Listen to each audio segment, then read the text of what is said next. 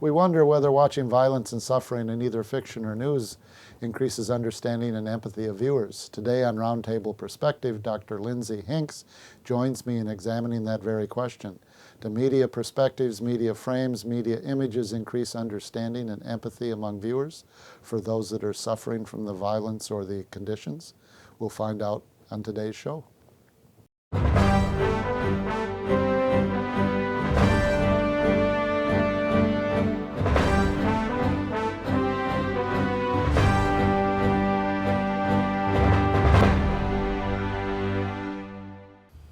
Welcome to Roundtable Perspective. I'm your host, Lee Artz. I'm joined by my guest, Dr. Lindsay Hingst. We're going to discuss some of her research and teaching and looking at questions of representation of suffering and oppression and how that may help improve composition and communication. Welcome, Dr. Hingst. Thank you for having me. Oh, we're happy here. I know you're a graduate of Purdue. You got your master's here, and you went on to get your Ph.D. in Rhetoric and at the Michigan Tech University, yes? Correct. Okay. How long have you been teaching here then? Well, I started teaching here 12 years ago, and I taught here up until 2011, and then I went to Michigan Tech to complete my degree, and I just recently returned. Last year I came as a visiting lecturer in the fall, and so I'm continuing my teaching career as of right now at Purdue. So we want to talk some about your research into how students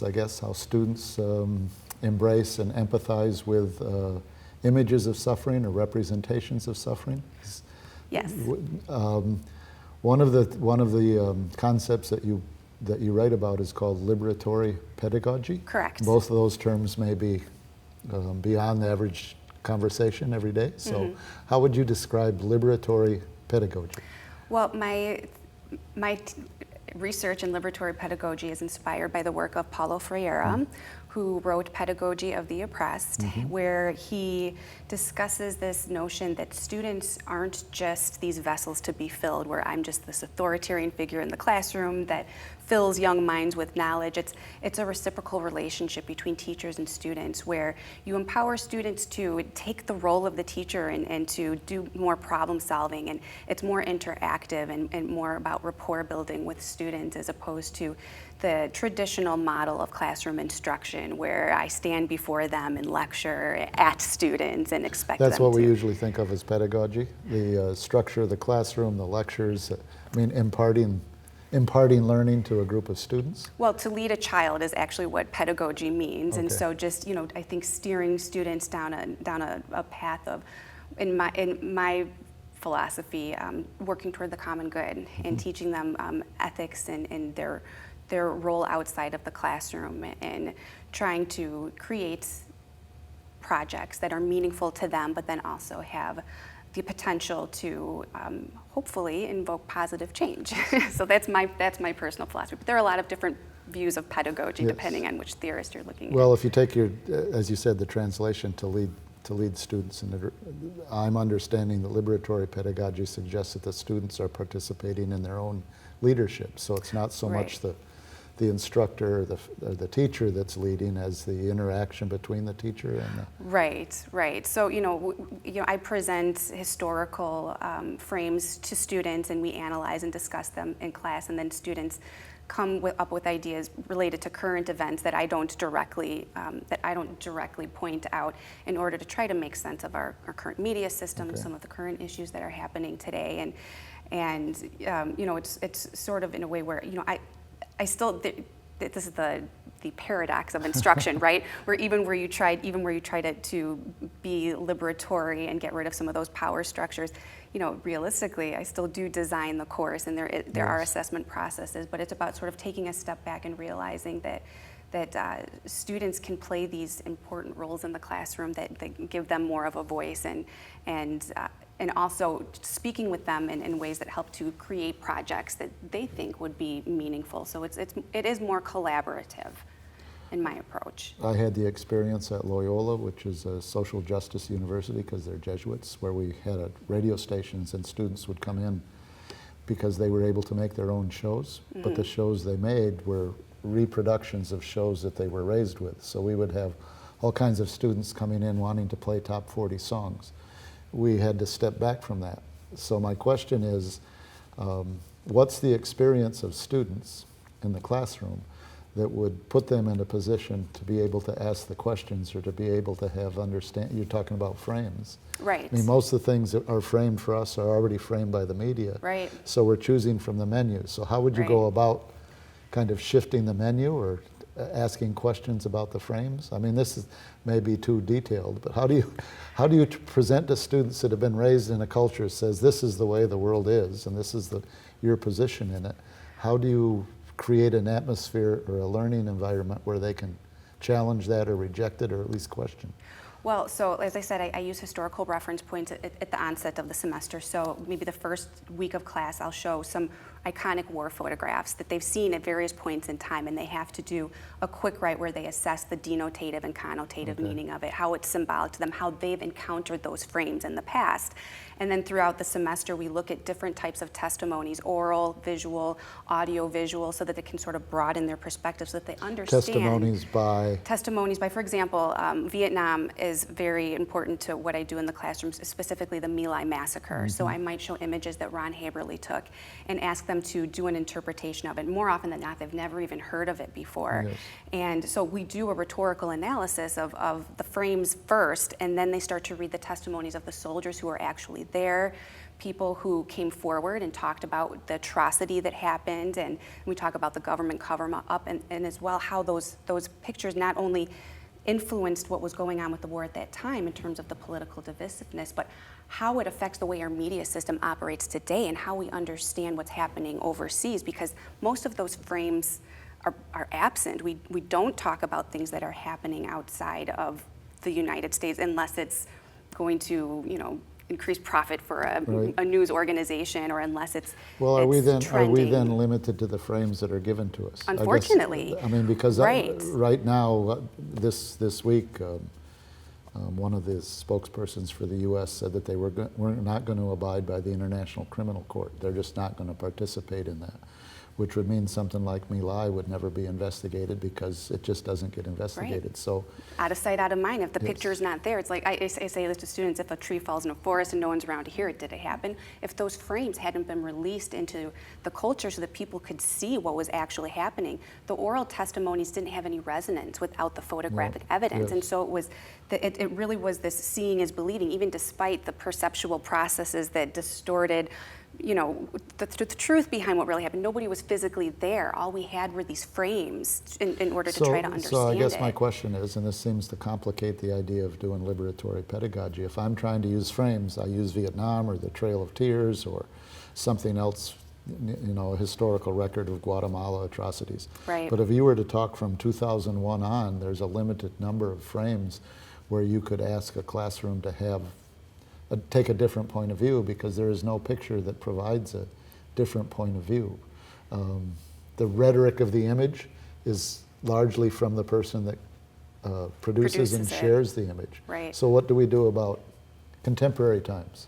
Well, and this is one of the things that I discuss with students in terms of how limited those frames are. And so I explain to them, you're not just consumers of these images. You have the potential to be producers of these images through your own investigative research, and by going out, taking pictures, talking to people, getting testimonies as part of your research, and doing what you can to become part of that rhetorical culture where you are a third-person witness to what you're investigating. The frames that we encounter are so problematic in so many ways because they are limited. And students oftentimes come into the class with this notion that there's not much that they can do. They're either apathetic towards it, or they feel powerless, that they can't really contribute to it.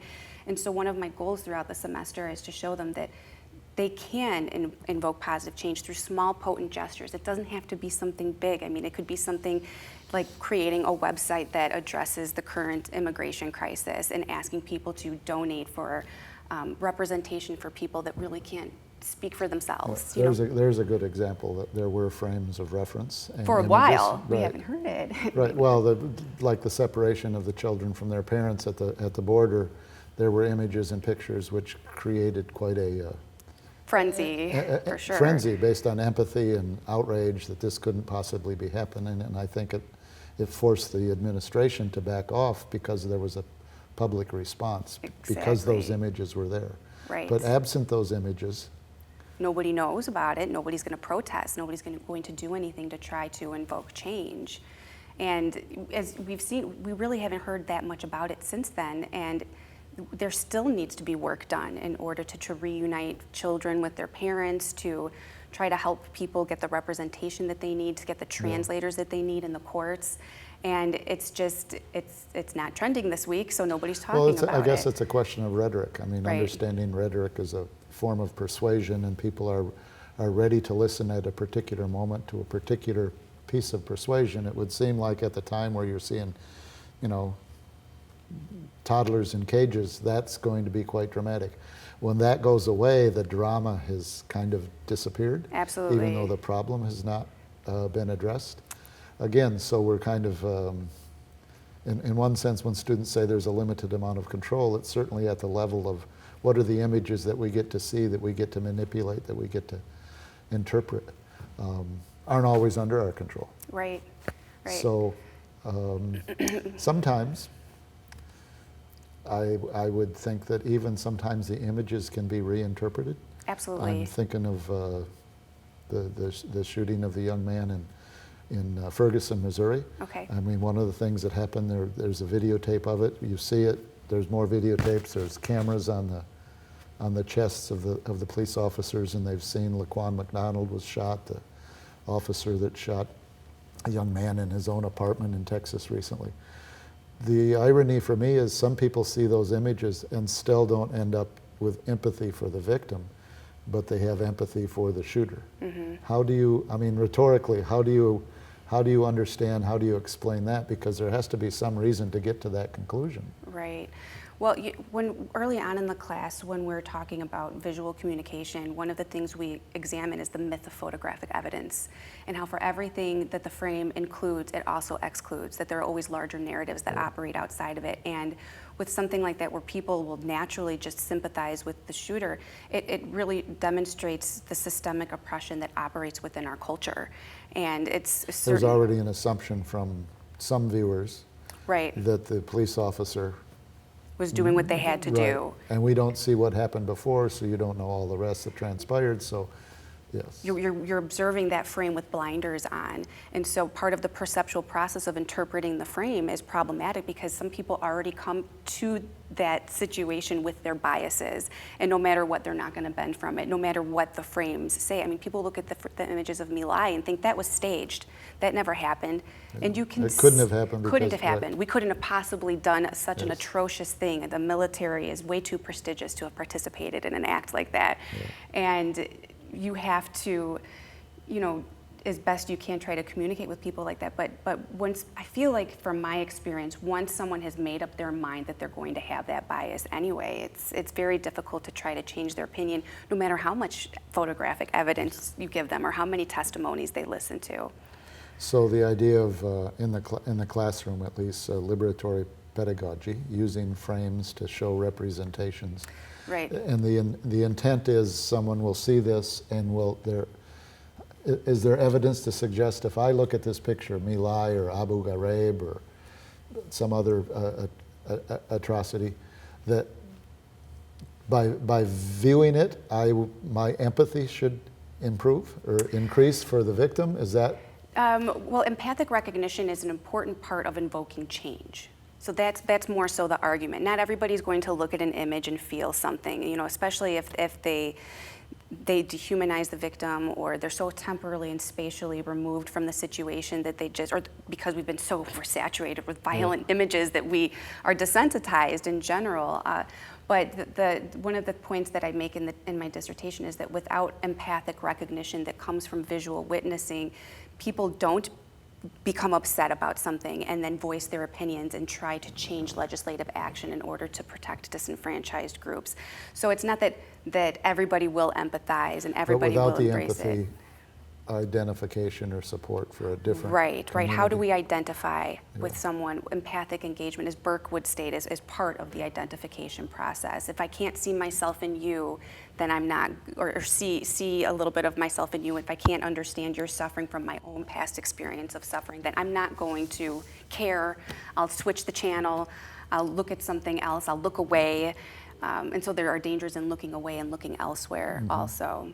So not everybody is going to engage, and students will resist, absolutely, and that's expected. So it's part of the challenge, right? There's two things that I'm reminded of. One is the Me Too movement, and there weren't, as far as I know, there weren't images of the events that led to the sexual harassment or the physical abuse, but there was empathy that was expressed largely among women, but also I think among good sections of the male population. But there was an empathy that came, and part of it was the testimonies. The testimonies, yeah. The impactfulness of testimonies and the number of testimonies.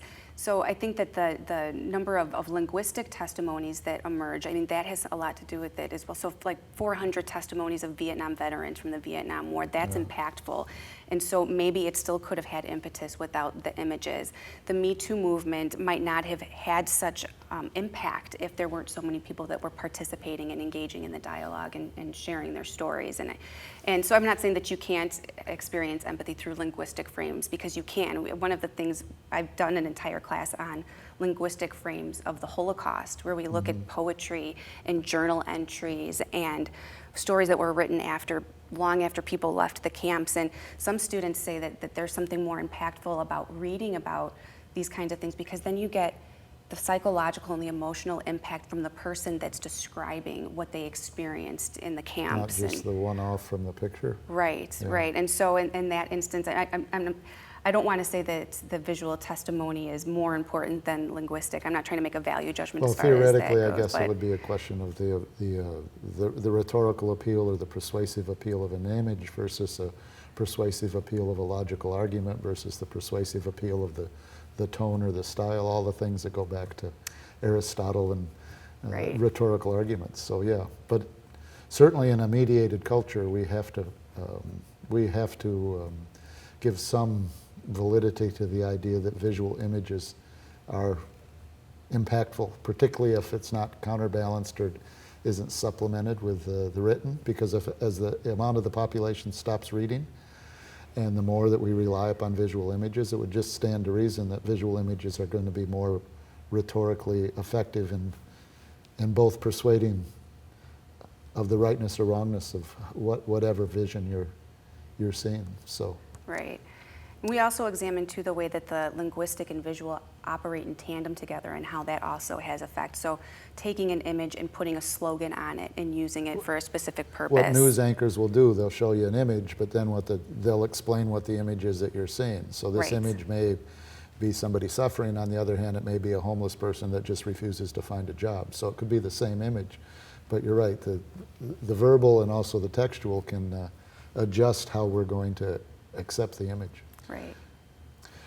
Which leads me back to one of the things that you said in passing, and I wonder, again, in a heavily mediated society with video games and superhero movies and action thrillers, what is the likelihood of trying to share a frame with students that have already been desensitized or made insensitive or immune to those images? Because I've seen it so much, it doesn't have it's kind of like a doctor cutting somebody open. Right, right. It's something that we definitely discuss in depth in class once we get to a reading on. Susan Sontag wrote this wonderful piece for the New York Times called Looking at War. And one of the criticisms she makes of our rhetorical culture and how visual images enter the media is that we do become desensitized. There are too many violent images, so what's going to make the impact? We're overwhelmed by it. What's going to make an impact? And so she says that that's certainly a huge problem. And when you're dealing with younger people especially, I think because there are so many violent images that they might become apathetic to what's happening. However, they may not even see it as a violent image. I mean, it becomes normalized, right? It's like I'm playing a game, and so I win this prize, I get that prize, there's an obstacle here. The violence is just one more, but it doesn't register as violence. It registers as one more obstacle to overcome in the game. It could have just as easily been a tree falling, right? Right. So one of the things that I started to delve into, because I was asking myself the same question during my dissertation, how does the brain process violent images? And something in one of the articles that I was examining I found interesting, it was an examination of the way the mind responds to fantasy violence versus actual violence.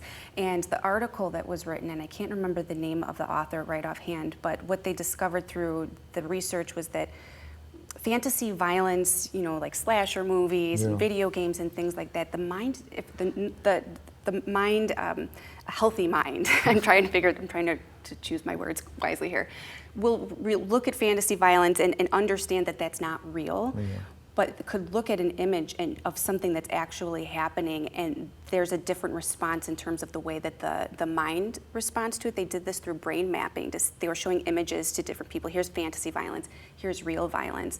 And the part of the brain that was affected with actual violence showed that there is an ability to empathize with things that are really happening. And so it does bring into debate whether or not media violence in some way desensitizes, or if we can differentiate. And we see somebody being assaulted, are we going right? You're going to be witness to that, and it will probably impact you. Whereas if you're watching a fictional account on television where there's the little fisticuffs with the fake punches and the noise and the splatter, you recognize that it's not something to get too upset about. Right, because going into it, when you sit down to watch a Quentin Tarantino movie, you expect that there's going to be gratuitous violence. And so you kind of enter that situation with the mindset that it's entertainment, versus seeing footage on TV of something that really happened, like the Kent State shootings or any of the recent shootings that have been. I guess the question is, does one or both add to the immunity or the insensitivity? Because it would seem like, I mean, I've read things where children that come from war zones, kind of the violence and the death just becomes, I mean, they're traumatized. They're numb but it's to not, they're almost numb to it, yes. Right. So if we're seeing images that are fictionalized accounts, is that going to cross over to a certain? I think it certainly could, and I don't know how you would measure that. I think that's why it's still something that people research and people discuss, because it depends on the person, I think, in part, and how much pleasure they get out of watching gratuitous violence, and if they already have sort of a tendency to gravitate towards violence. And I don't know if people can make a distinction between the violence, the gratuitous violence, versus the storyline that the evildoer is getting their just rewards. Like, I like it when the action hero punches the evil guys. So it's not so much that, I wonder if it's not so much that people get off on the violence per se, as opposed to the violence that's meted out for a just cause, which is the same argument that's made for most wars, that this is for a just cause, so it's more acceptable than you're not degrading, you're not bestial, you're doing something that really we wouldn't like to do, but it needs to be done under this. Well, and if you think about it, the frames are very much the same. Good guy versus bad guy. We're just, they're unjust. We're rational, they're irrational. And that binary that exists, that we see in the fantasy realm, is very much so the way that the story is framed in our media system when we're selling war to the public. As a communication researcher, as a communication professor, and you are too, I want to close. We don't have a lot of time.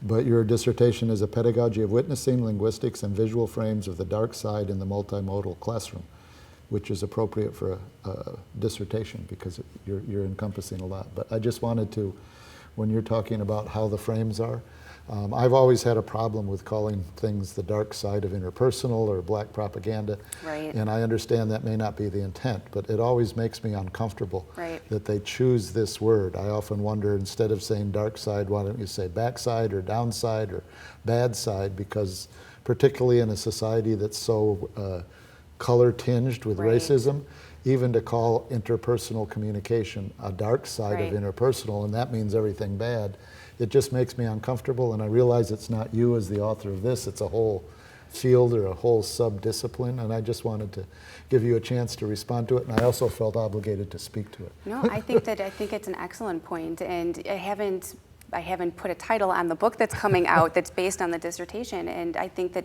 calling it the downside is certainly something that I should think about, because I agree, it's something that I've talked in terms of linguistics. Why do we associate certain connotations with Yes, yes. certain colors? Where does that come from? Yes. It comes from systemic Yes. oppression, and so it's kind of ironic that I did choose that in my title, because it's something I'm very critical The of. introductory chapter to your book can There you go. explain why you've backed away from this, because Right. it conforms with empathy. And I It think that- conforms with the frames that we use in challenging those, and it's a point of pedagogy as well. I'm sure we could talk for more, and we may have time to do another whole interview later in the semester, but that's all the time we have for now for our program today. So thank you, Dr. Hingst, for Thank you for joining me having me. on Roundtable Perspective. I'm Lee Artz. I'll see you next time.